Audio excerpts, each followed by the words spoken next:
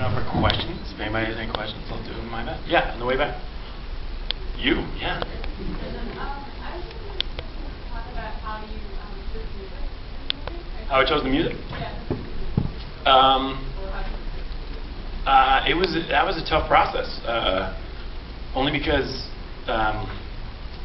for those of you who don't know, music and sound, I was one of those people who was like, sound, really?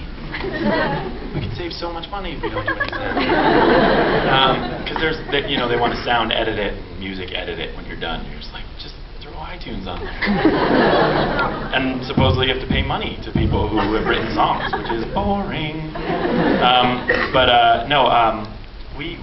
I think John Bryan is probably one of the greatest composers there's ever been.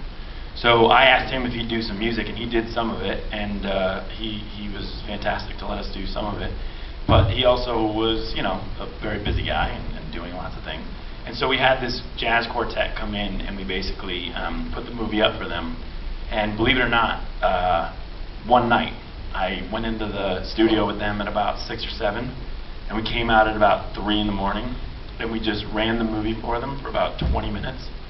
And then they were like, that's it, we got it. And they just started playing music all night for like 6 hours. And then anytime I thought they were getting off track or this wouldn't fit for the scene, they stopped and they'd do something else. And then we'd show them a little clip of like the Daniel thing was, the Dominic Cooper scene, which is the guy who has the theory that if you've been raped or abused, then it's a good thing, which is obviously offensive. We can all talk about it. But that scene was unbelievable. They wanted to play while it was up, and they just stared at a screen and played. It was one of the most unbelievably organic, artistic things I had ever seen in my life, and so I credit so much to them. I don't know how they did it, but we were really, really